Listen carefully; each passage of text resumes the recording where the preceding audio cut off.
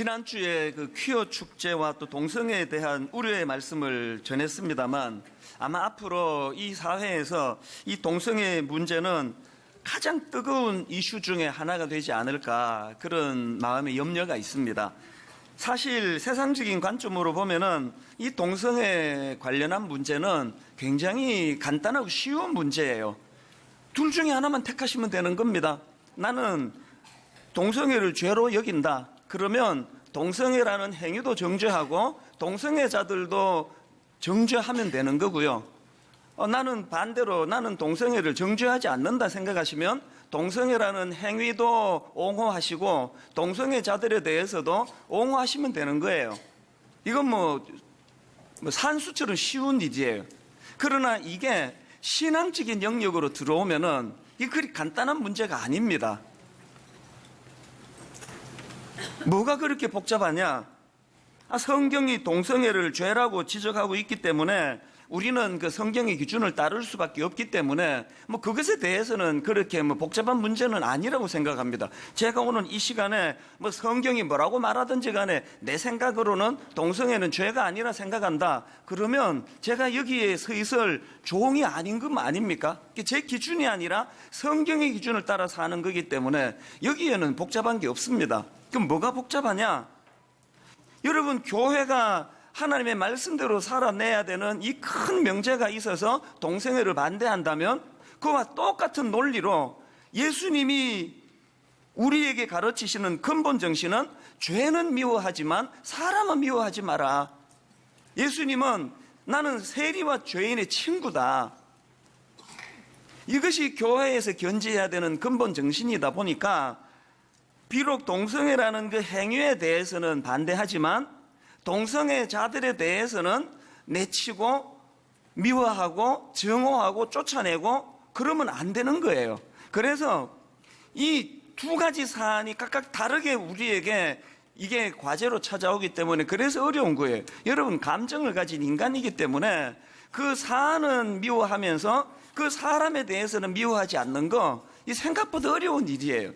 그래서 제가 지난주에 동성애에 대해서 퀴어 축제에 대해서 세게 설교하고 나서 막 한 주일 내내 막 속이 후련하다는 식으로 하면은 저는 한쪽만 붙잡는 목사예요. 한 주 내내 괴로워해야 되는 거예요. 오늘도 이 자리에도 있습니다. 제가 상담한 우리 성도도 있습니다. 그 가족이 있고 내 제자 중에도 있습니다. 그들을 생각하고 얼마나 마음이 아플까? 어떻게 하면은 그들을 하나님의 진리의 말씀으로 그렇게 도움을 줄 수 있을까? 그러다가 보니까 늘 이제 마음이 무겁고 힘든 거예요. 저는 요즘에 소원이 딱 하나 있습니다. 이 시대 목사로 살아가는 것 자체가 너무 힘들고요. 더군다나 이 시대 분당 우리 교회 담임 목사로 살아가는 거 진짜 어렵습니다. 그래서 내 소원이 뭐냐? 세월이 빨리 지나갔으면 좋겠어요. 세월이 빨리 지나가지고 은퇴하고 이 무거운 짐을 내려놓고 아무리 힘들다고 해서 이거를 그냥 직무유기하고 힘들다고 도망갈 수는 없으니까 버텨내야 되겠지만 하여튼 빨리빨리 세월이 흘러가서 그렇게 은퇴하고 이 역할, 이 짐이 빨리 끝나기를 바라는 그거 하나가 제 마음의 소원입니다. 우리 윗대 선배 목사님들 70년대 목회하시던 목사님에게 전혀 이 이슈가 되지 않고 문제가 되지 않는 너무 많은 이 세상의 사회적인 이슈와 문제들이 있다가 보니까 이 시대 목사로 살아가는 것 자체가 고통이거든요. 사실 저만 그렇습니까?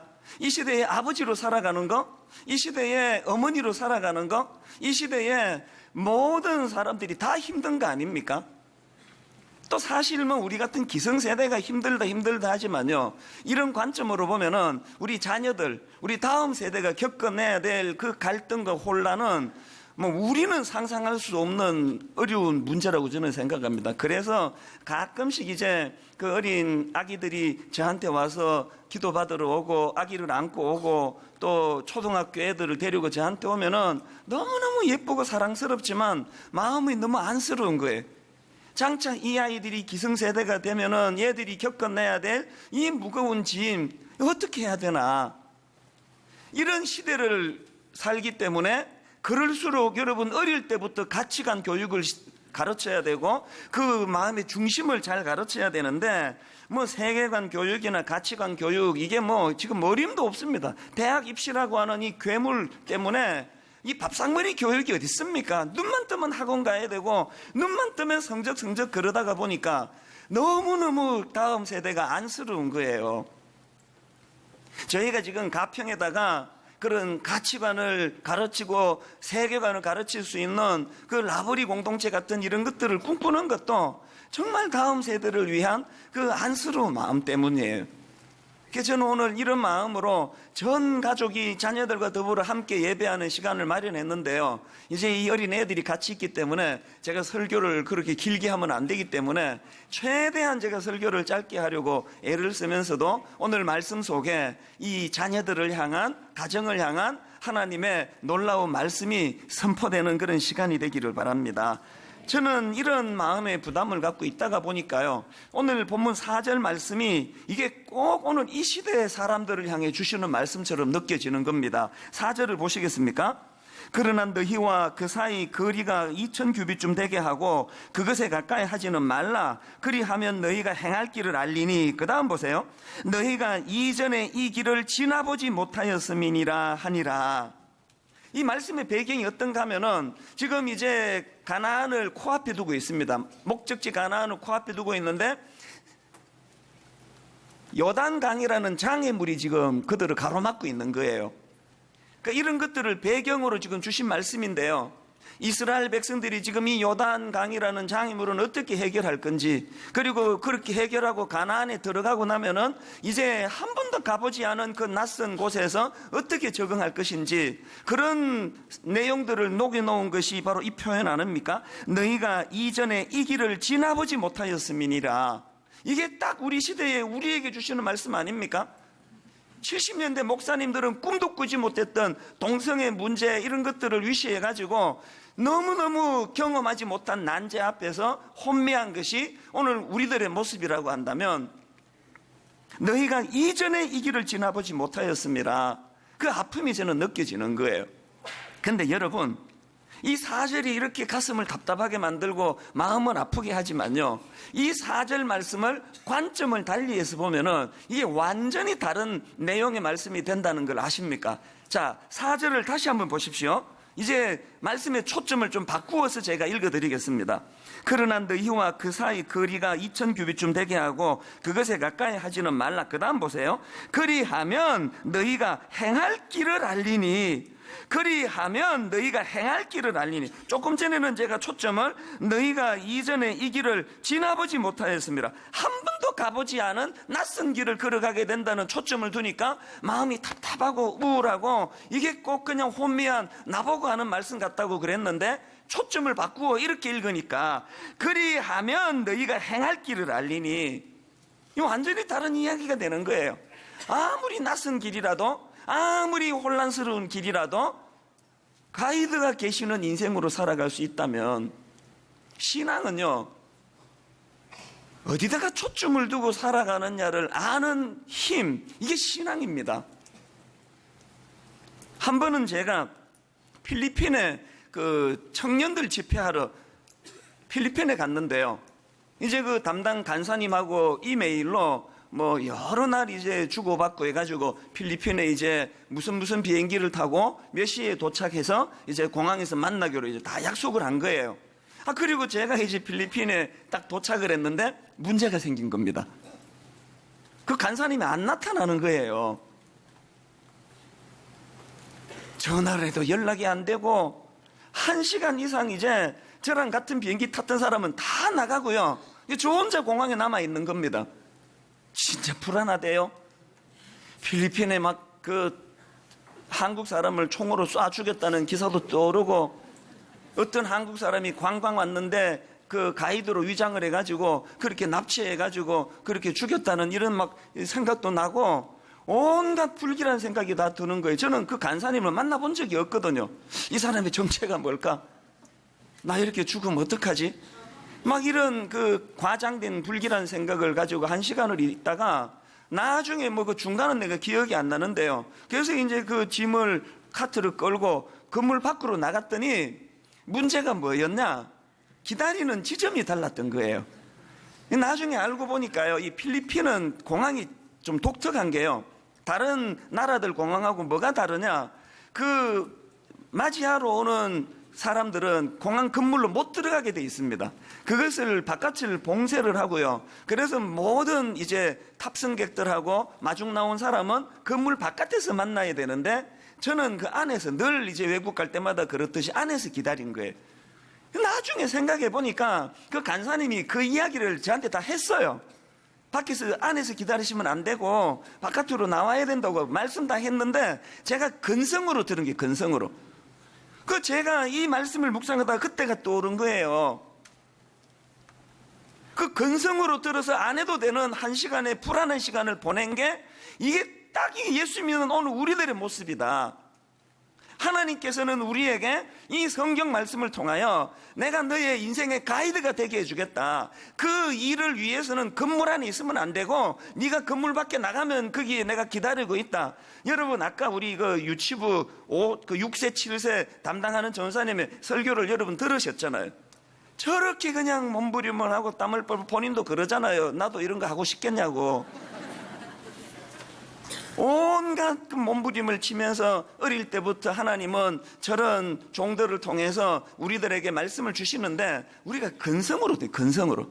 맨날 근성으로 들어가지고 안 해도 되는 마음 고생을 하고 있는 게, 이게 이 땅을 사는 크리스찬들의 모습은 아닐까, 그런 생각을 하는 겁니다. 여러분, 그 하나님의 가이드 되심을 정확하게 알고 있던 다윗의 놀라운 고백을 보십시오. 시편 23편 4절. 내가 사망의 음침한 골짜기로 다닐지라도 해를 두려워하지 않을 것은 주께서 나와 함께 하심이라. 주의 지팡이와 막대기가 나를 안위하시나이다. 저는 오늘 너무너무 혼미한 세상을 살아가는, 한 번도 걸어가 보지 못했던 우리 할아버지와 할아버지의 할아버지들, 윗대 어른들은 한 번도 겪어보지 못했던 혼미한 인생길을 걷고 있는 저와 우리 자녀들 세대에게 다윗과 같은 이 고백이 터져 나오는 인생이 되기를 바랍니다. 주께서 나와 함께 하심이라. 그래서 저는 오늘 이런 혼란한 시대를 살아가는 우리 자녀들에게, 오늘 우리 청소년들에게, 젊은이들에게 하나님의 인도하신 것 관련한 세 단어를 제가 말씀을 드리려고 합니다. 이 기억하기 좋으라고 그렇게 단어를 세 가지로 정리를 해보았는데요. 여러분, 하나님의 인도하신 것 관련해서 꼭 기억해야 될 첫 번째 단어가 뭐냐? 기대감입니다. 기대감. 따라해 보시겠습니까? 기대감. 기대감. 여러분이 기대감을 갖는 것, 신앙생활에 정말 중요한 필수 조건입니다. 오늘 본문 여호수아 3장 5절을 보십시오. 여호수아가 또 백성에게 이르되 너희는 자신을 성결하게 하라. 여호와께서 내일 너희 가운데에 기이한 일들을 행하시리라. 비록 지금 눈으로 보기에는 요단강이라는 장애물이 가로막혀 있고 가로막힌 정도가 아니고, 성경에 보면 그 시기적으로 물이 점점 범람하고 있다는 상황이에요. 그리고 비록 그 요단강을 건넌다 하더라도 한 번도 가보지 못한 그 가나안에서 어떻게 자기들이 적응할지 두려움이 많고 염려가 많다 할지라도, 그런 상황에서 가져야 되는 게 하나님 일하심에 대한 기대감을 가지라는 거예요. 여호와께서 내일 기이한 일을 행하시리라. 여호와께서 내일 놀라운 일을 행하시리라. 여러분, 인생은 두 종류예요. 맨날 눈앞에 그 범람하는 강물만 보고 두려워 떠는 사람, 맨날 눈앞에 있는 그 요단강만 보고 두려워 떠는 그런 한 종류의 사람이 있는가 하면은, 또 한 종류의 사람은 뭐냐? 비록 눈으로는 자기 앞을 가로막는 장애물이 많지만 그 장애물 너머에 기이한 일을 행하시는 하나님을 보는 눈을 가진 사람. 인생은 두 종류예요. 다윗 보세요.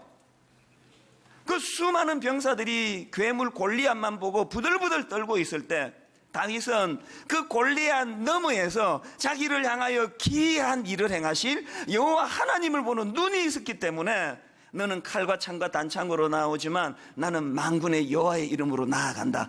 여기서 다윗이 말하는 만군의 여호와의 이름은 뭘 의미합니까? 오늘 내 삶 속에 기이한 일을 행하시는 하나님.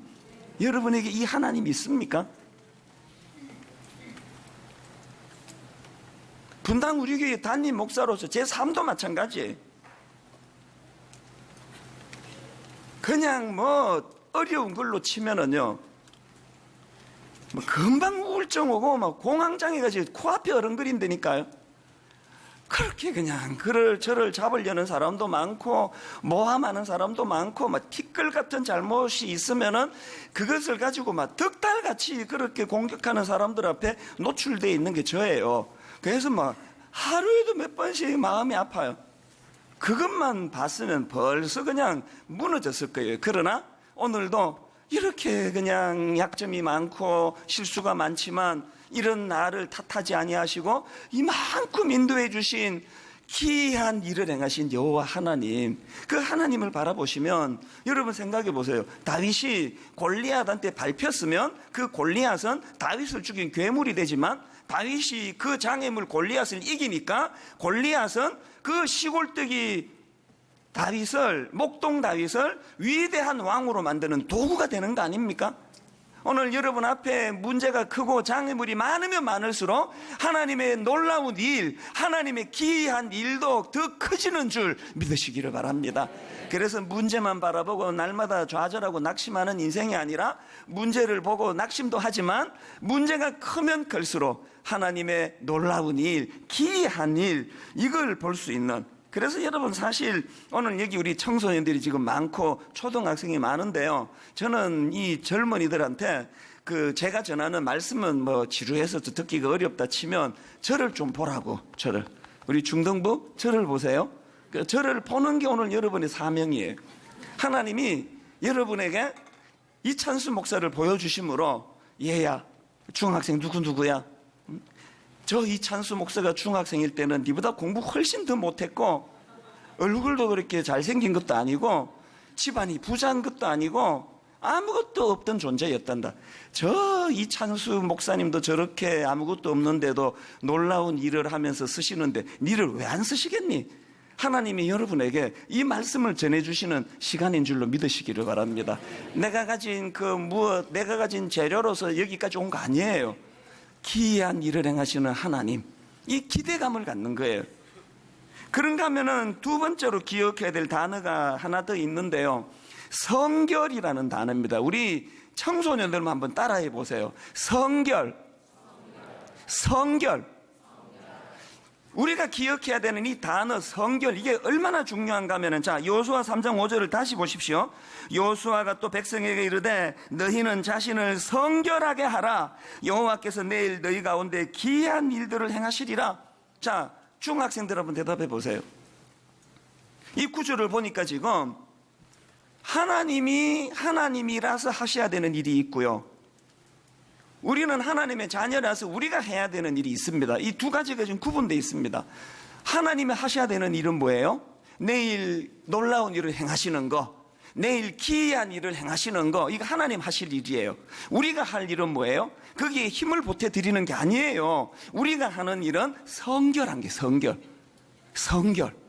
자, 그러면 이 성결이 그럼 뭘 뜻하느냐? 원어로 보면은 히브리어로 이 성결은요, 카도시라는 단어인데요. 이 카도시라는 단어의 기본적인 의미는 영어로 말하면 컷이에요, 컷. 그러니까 우리말로 하면은 베다, 자르다, 이런 뜻을 가진 단어가 이게 성결이에요. 뭘 의미합니까? 이 성결이라는 단어의 성경적인 의미는 컷, 불결한 것을 잘라내다, 컷, 부정한 것을 잘라내다, 컷, 죄의 유혹을 잘라내다. 이게 성결이에요. 여러분이 할 일이 뭐라고요? 공부 좀 못해도 돼요. 저 보니까 얼굴 좀 못생겨도 돼요. 임상 다 통해서 하는 이야기예요. 공부 잘 못해도 되고요, 가난해도 되고요, 다 되는데 우리가 하는 일은 성결이 성결. 레위기 11장 45절, 나는 너희의 하나님이 되려고 너희를 애굽 땅에서 인도하여 낸 여호와라. 그 다음 보세요. 내가 거룩하니 너희도 거룩할지어다. 우리 청소년들 잘 들으세요. 예수 믿는 사람은 행복을 추구하는 인생 아닙니다. 절대 아닙니다. 이래서 망하는 거예요. 예수 믿는 우리는 행복을 추구하는 인생이 아니라 거룩을 추구하는 인생이라는 거. 거룩을 추구하는 거예요. 거룩이 뭐라고요? 어제 내가 음란한 동영상을 어떻게 보게 됐다. 오늘 예배 시간에 하나님 앞에 회개하고 이것을 컷하는 거예요. 내가 이제 이거 다시 안 보려고 애를 써야 되겠다. 사단이 내게 이렇게 유혹을 해서 내가 이렇게 넘어졌는데 내가 이제 이거 잘라내야 되겠다. 여러분 56살 된 목사님도요, 매일의 삶이 이거 자르는 거예요. 오늘 내 안에 욕심이 찾아오면 주님 이름으로 또 잘라내고, 오늘 내 안에 누구를 미워하는 마음이 생기면 이를 악물고 또 잘라내고, 내 안에 어떨 때는 목사로서는 해서는 안 되는 이런 과도한 욕심과 생각이 자리 잡을 때마다 제가 깜짝깜짝 놀라면서, 하나님 이렇게 인간의 본능은 질기고 무섭습니다. 다시 아버지 은혜로 이것을 잘라내기를 원합니다. 이게 성결이에요. 완벽해서 거룩한 사람이 아닙니다. 매일매일 주님 앞에서 잘라내고, 어제 내가 또 넘어져도 괜찮아요. 또 잘라내요. 어제 내가 실수했어도 괜찮아요. 그 행위를 또 잘라내고, 우리가 하는 일이 이 성결이라는 겁니다. 분당 우리 교회 우리 청년들, 청소년들은 흠도 티도 없는 어떤 유혹에도 넘어가지 않아서 귀한 것이 아니라 매일매일 이 성결을 위하여 죄와의 싸움에서 그것을 잘라내는 여러분이라서 귀한 청년들 되시기를 바랍니다. 그런가 하면 마지막 세 번째로 기억해야 될 단어가 있는데요, 가장 중요한 단어예요. 하나님. 이 관점으로 5절을 다시 한번 보십시오. 여호와가 또 백성에게 이르되 너희는 자신을 성결하게 하라. 여호와께서 내일 너희 가운데 기이한 일들을 행하시리라. 믿음이 없을 때는요, 하나님이 행하시는 기이한 일들이 초점이 돼요. 이야, 내가 예수 믿고 이렇게 그냥 복을 받아 누리네. 그러나 믿음이 자라면은 기이한 일이 초점이 아니라 기이한 일을 행하시는 하나님이 주인공이 된다는 걸 알게 되는 겁니다. 제가 어른들 앞에서는 강아지 이야기 이제 아끼느라고 거의 안 하거든요.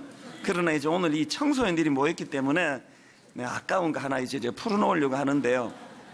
이제 우리 집에 이 강아지가 한 9개월, 이제 태어난 지가 한 9개월 정도, 8개월, 9개월 돼요. 그래서 이제 이 강아지가 보통 이제 이 푸들이 수명이 한 12년 정도 된다 그러더라고요. 그러니까 얘가 지금 인간으로 치면 딱 사춘기예요.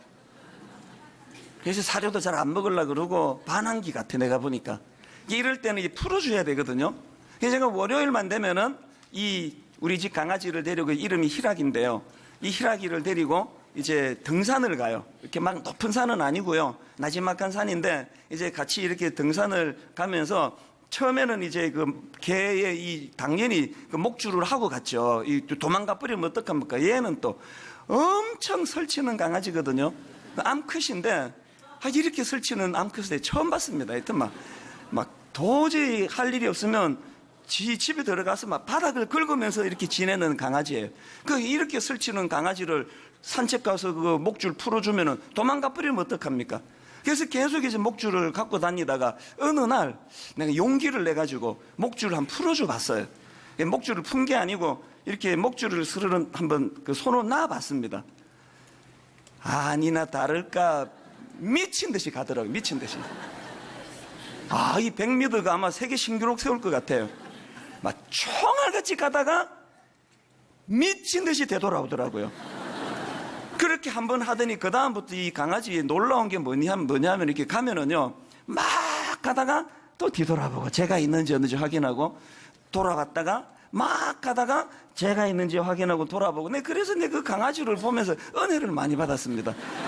인간이 아무리 천방지축같이 설치다가도 또 하나님을 돌아보고 내가 하나님과 너무 멀어져 있는가 점검하고, 이야, 이게 신앙인의 자세다. 그래서 내 강아지를 보면서 내가 참 은혜를 많이 받았는데요, 내 진짜 은혜 받은 날이 있습니다. 한 번은 이제 그 나지막한 언덕인데요, 내가 이제 좀 짓궂은 생각이 들은 거예요. 그래서 내가 숨어 본 거예요. 숨었어요. 강아지하고 가다가 내가 딱 숨어 버렸거든요. 약간 언덕이라서요, 저는 이제 강아지의 반경이 다 보이는 곳이에요. 그래서 이제 얘가 막 튀어간다니 하면 이제 제가 달려갈 준비를 하고 딱 숨어서 이제 이거를 봤는데요, 근데 진짜 놀랐습니다. 그렇게 설치는 이 강아지가요, 어느 순간 주인이 없어졌다는 것을 딱 인식하고, 내 생각에는 왔던 곳을 달려가거나 그럴 것 같은데 딱 그 자리에서 꼼짝을 하지 않고 기다리는 거예요. 내가 꽤 긴 시간을 지켜봤어요. 기다려봤거든요. 안 움직여요. 딱 그 자리에서 기다리고 있더라고요. 그 제가 다시 나타나니까 막 꼬리를 흔들면서 제게 오는데, 그날 제가 마음으로 이 강아지한테 뭐라고 말한지 아십니까? 네가 내 신학 선생이다 그랬어요. 여러분, 인간의 어떤 노력, 인간의 도덕심, 인간의 훌륭한 생각, 이런 것으로 하나님께 도달하는 게 아니에요. 은혜예요. 내가 그 강아지 실적나 버리고 갈 수도 있는 일이고, 다시 그 강아지에게 다가갈 수도 있는 건 전적인 주인의 주권이에요. 그 강아지가 믿는 건 뭐예요? 우리 주인은 나 버리지 않는다. 그리고 여러분, 그 푸들이라는 조그마한 사이즈도 그 토이 푸들, 작은 그 머릿속에 얼마나 지혜로운 생각이 있습니까? 그 강아지가 눈으로 보기에는 여러분 지금 저를 떠나가지고 막 온 산으로 둘러다니는 게 지 인생의 행복처럼 느껴질 것 같은데, 이 강아지가 알고 있는 중요한 한 가지 뭐예요? 여기서 주인 잃어버리면 내 인생 끝장이다는 걸 강아지가 아는 거 아닙니까? 여기서 저 이찬수 목사 잃어버리면 내 인생은 완전히 보신탕 국거리밖에 안 된다. 그런 생각을 강아지가 하기 때문에 그냥 촐랑거리는 성격에도 좀 가다가 뒤돌아보고 좀 가다가 뒤돌아보고, 제가 이게 농담이 아니고요, 진심으로 강아지에게 배워요. 내가 목회하다가 하나님 앞에서 내가 또 멀어졌나 뒤돌아보고, 또 하나님께 가까이 다가가고. 내가 하나님 찾아야 되겠다고 설치는 거 아니에요. 십자가의 은혜를 믿고. 결론을 저는 이렇게 맺기를 원합니다. 여러분, 우리가요, 하나님 앞에서 이 세 단어를 기억하시면서 하나님 앞에서 우리가 전적인 은혜, 그래서 하나님을 기다리는 것. 베드로를 보세요. 그렇게 베드로가 주님을 3번이나 부인하고, 그냥 인간이면 더 이상 주님 앞에 얼굴을 못 내밀 것 같은데, 베드로는 얼굴 철판 까는 거 아닙니까? 그냥 고기 잡다가, 그래서 이제 그 우통을 벗고 고기를 잡았겠죠. 주님이시다 소리를 듣고 그냥 급하게 겉옷을 두르고 막 주님한테 바다로 뛰어드는 거예요. 막 철판 깐 거예요. 부인한 건 부인한 거고, 주님, 제가 약해가지고 주님을 3번 부인했지만, 그러나 주님, 여전히 주님을 사랑합니다. 가룟 유다는요, 자기의 그 알량한 도덕심을 의지했다가 죄책감 느끼고 자살하고 죽었습니다. 세상은 가룟 유다를 칭찬합니다. 얼마나 선합니까? 하나님은요, 네 도덕심을 의지하는 게 아니라 어떤 상황에서도, 오늘 여러분, 우리 청소년들을 유혹하는 사단의 세력이 무섭게 공격한다 할 때에, 저는 여러분들이 주님 앞에서는, 사람 앞에서는 그러면 안 돼요. 주님 앞에서는 얼굴에 철판 깔고, 주님, 또 제가 같은 죄를 반복했습니다만 십자가 의지하여 회개의 자리로 나아갑니다. 우리 집 강아지처럼 좀 멀리 갔다가 되돌아오고, 좀 멀리 갔다 되돌아오고. 그래서 저는 우리 청소년들과 젊은이들이 일평생 주님이 함께 하시는 인생으로 살아가기를 주님 이름으로 축복합니다. 오늘 우리 자녀들과 더불어서 이 찬양 같이 부를 때 한편으로는 마음이 아파요. 내 영혼 지치고 피곤할 때에, 근심 걱정 내 마음 짓누를 때, 난 잠잠히 주님을 기다리네. 언제까지? 주님 내 곁에 오실 때까지. 우리 은혜를 생각하시면서, 우리 자녀들을 축복하시면서 가족이 손을 맞잡고 이렇게 찬양합니다. 우리 주 예수 그리스도의 은혜와 하나님 아버지의 다함없는 사랑과 성령님의 감동, 감화, 위로, 교통 충만하심의 역사가 오늘 주신 말씀 마음에 담고 힘 얻어 달려가기로 다짐하는 모든 주의 자녀들 머리 위에 지금부터 영원토록 함께 하시기를 간절히 축원하옵나이다. 아멘.